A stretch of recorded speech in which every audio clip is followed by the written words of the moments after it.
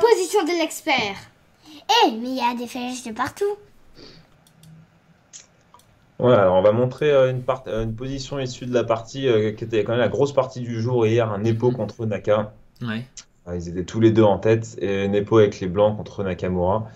Et ils sont arrivés dans cette position, et à partir de cette position, Nakamura qui a forcé une variante pour atteindre cette position, et ici jouer D5. Donc D5, bon, ça on a déjà discuté d'ailleurs dans la partie un Gukash Firo, mais réaction assez typique hein, dans toutes ces positions d'italienne espagnole.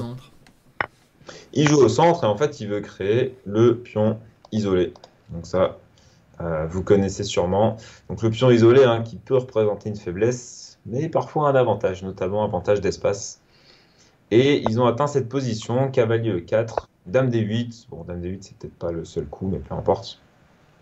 Et ici, ouais, position très typique, très thématique, dans laquelle notre pion isolé en fait n'est pas encore bloqué. Quand vous jouez contre un pion isolé, votre idée, ça va être de bloquer la case qui est devant le pion. Donc ici, bloquer la case D5, parce que vous voulez le fixer et à terme l'attaquer pour le manger. Mais comme la case D5 n'est pas encore bloquée, ici, il y a un coup thématique qui aurait été très fort pour Nepo, qui est le coup de D5. Et en fait, après D5, les noirs sont en galère parce que les blancs ont l'espace et on prétend que ce pion D5 va être moins faible que ce pion C7. En fait, le pion C7, on va pouvoir l'attaquer à base de tour C1 et compagnie. Et ce pion ici en D5 est super fort. Il contrôle notamment la case E6. Parfois, on a peut-être des petites manœuvres comme cette cavalier d'ailleurs. Et après D5, ça aurait été assez compliqué pour les noirs. Bon, je pense que Nepo, il l'a vu, hein, D5, c'est quasiment obligé. Il y a sûrement des petites choses qui l'embêtaient. Moi, j'ai regardé vite fait des trucs à base de F5, par exemple. Mais... C'est vrai que pousser les pions comme ça, c'est logique pour bloquer les cases. Hein. Ouais, c'est assez logique. Alors après, bon, c'est toujours facile à dire pour nous. Peut-être que lui, en partie, il a vu F5, F4, par exemple. Ouais, par exemple. Il a été impressionné. Bon, moi, j'ai regardé rapidement une position comme ça. C'est vrai que ça, en partie, on peut se dire, il va y avoir du danger quand même. Cavalier H4. Ouais, ça fait peur. Hein. Et bon, il s'avère qu'il n'y a rien, parce qu'on peut simplement jouer quelque chose comme ça. Il n'y a rien du tout, malheureusement.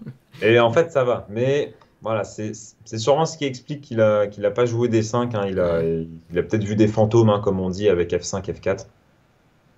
Ouais, et puis on fait confiance aussi un peu à l'adversaire. Il jouerait pas d'MD8 s'il n'y avait pas D5. Enfin, s'il y avait D5, pardon. Ouais, c'est ça. Il aurait joué C6 s'il y avait D5. Il n'aurait pas joué d'MD8. Ouais, c'est ça, oui. D'ailleurs, dans cette position, un C6 était clairement un coup.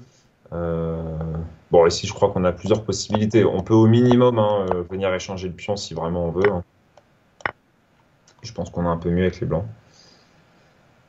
Ouais, il a obtenu quand même un petit truc en fait dans cette partie avec les blancs. Ouais, bah je sais pas trop où il s'est planté Nakamura. Je crois qu'il s'est planté un peu plus tôt dans l'ouverture. Ça, je l'ai pas vu exactement. Après, vu que c'est une ligne secondaire, des fois, t'es quand même un peu moins bien partout.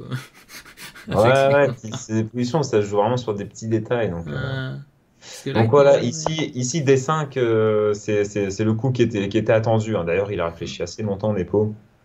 Donc tout le monde s'attendait à ce qu'il joue D5 et prenne l'avantage. Et il a surpris tout le monde en jouant autre chose, un fou C2.